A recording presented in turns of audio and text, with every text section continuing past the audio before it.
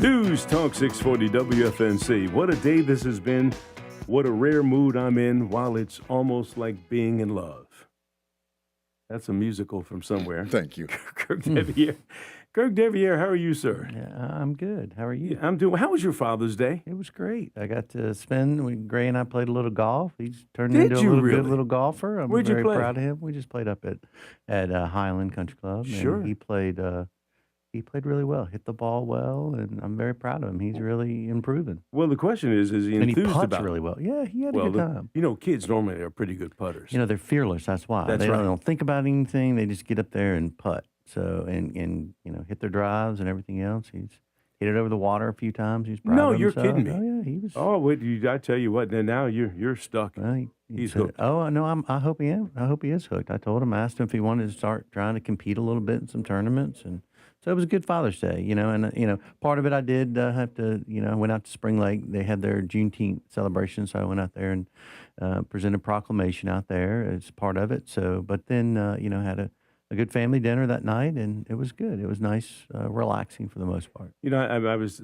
at the Evans Metropolitan. I gave a speech there, but I saw. noticed how small the crowd is for Father's Day. I asked the pastor, "Did you have a Mother's Day thing?" Oh, they're hanging from the The rafters. same way in restaurants. Yeah, exactly right. So you Same way in can, restaurants. you can go get a meal on Father's Day. That's right. Cheap, probably discount and everything. It was Well, good, though. All right. Well, look, I'm glad you're here. Now, you guys had a budget meeting yesterday. What are some of the results We there? did. So we were at kind of our last budget meeting. It was our hope. We will come together at 1 o'clock today to review the final budget and hopefully approve it.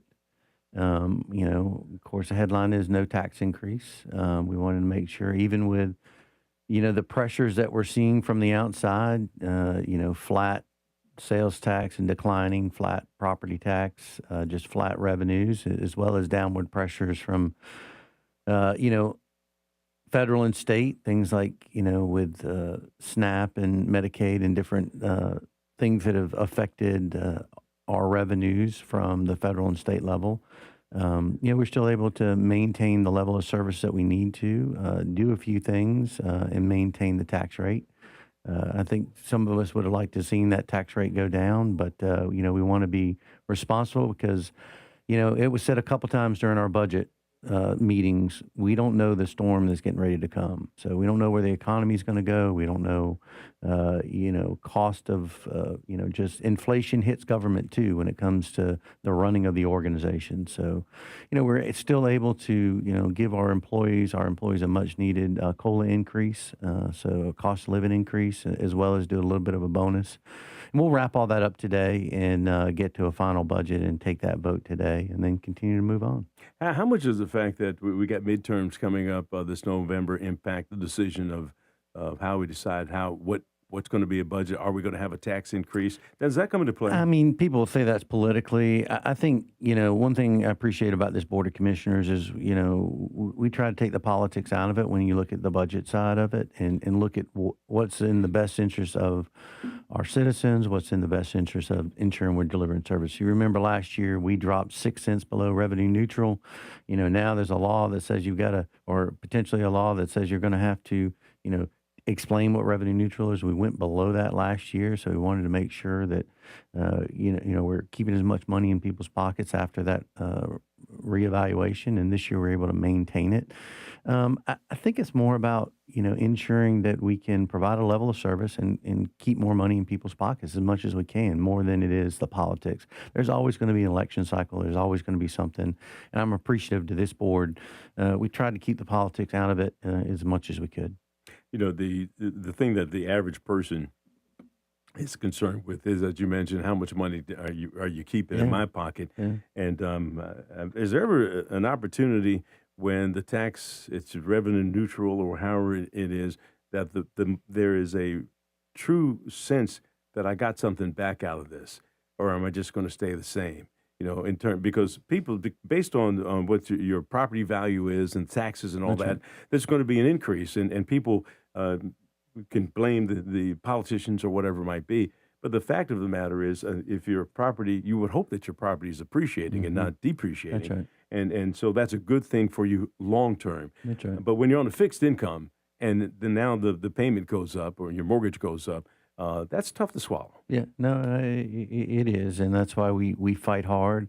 And I think this board has worked hard to try to keep that tax rate, at one that keeps as much money in people's pockets as low as we can move it without sacrificing the services, and also being responsible in a way that over the next year we're going to see some turbulence in our economy.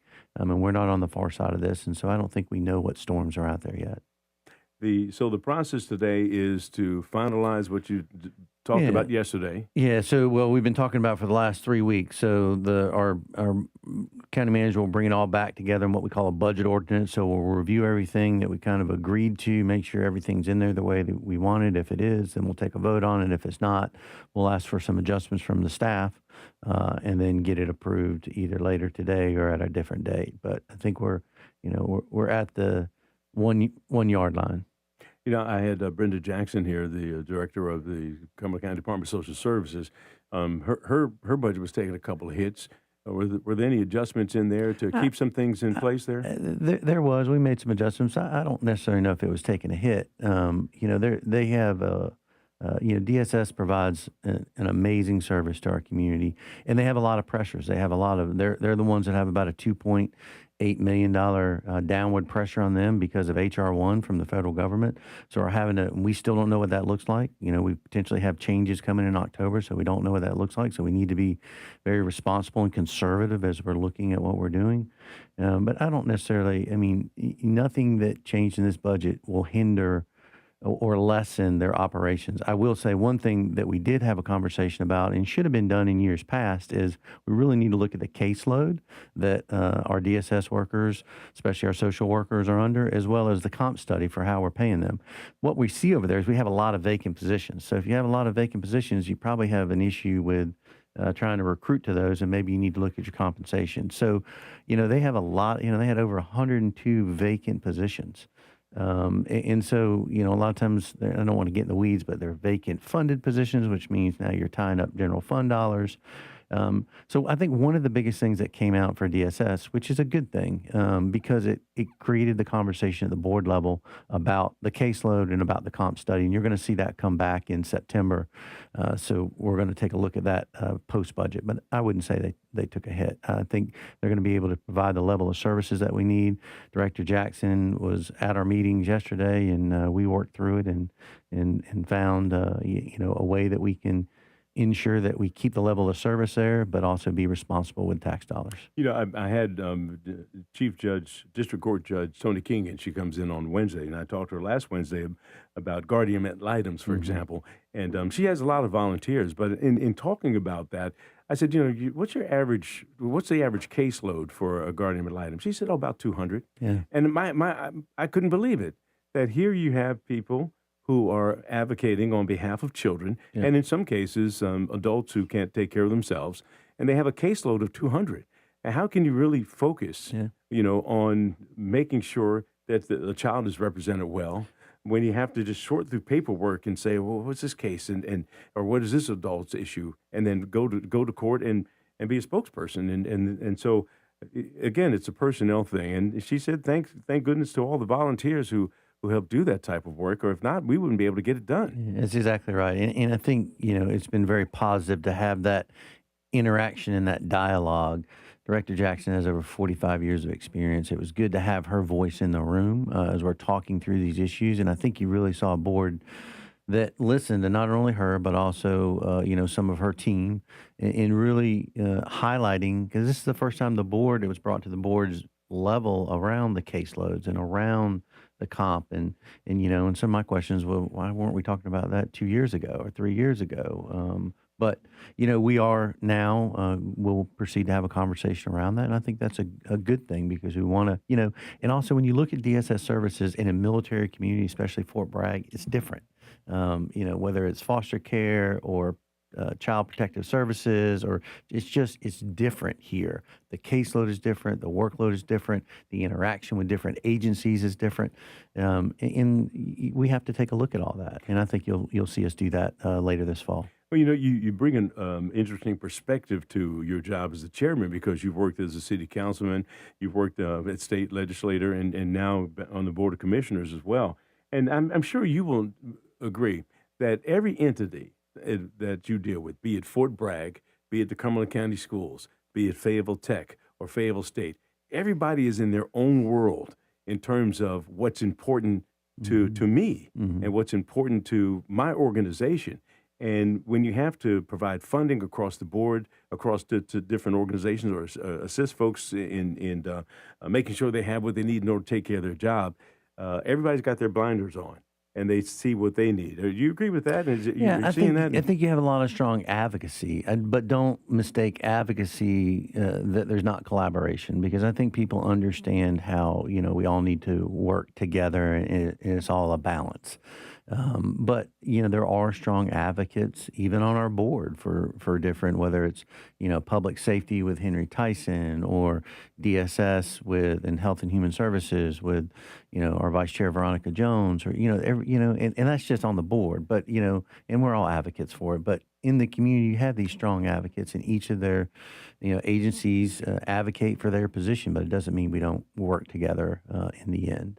All right, so we're down to 1 minute, and I always give you the last word here before I give you the boot.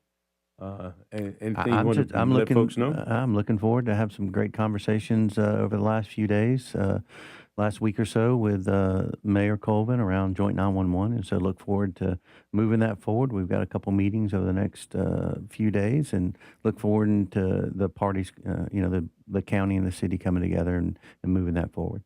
All right, KIRK deVIERE is the chairman of the Cumberland County Board of Commissioners, comes in here every Tuesday at 7:35. He came at 7:34 today. That was great. Normally you're here a little bit earlier than that, but sometimes we bring you in with whoever is in here. You had a good show ahead of me, so it was good. Yeah, it was good, folks. I'm glad to have them here. It's good. All right, you're listening to News Talk 640 with WFNC. We've got Fayetteville's most dependable forecast with CBS 17 meteorologist Rachel Dunsing.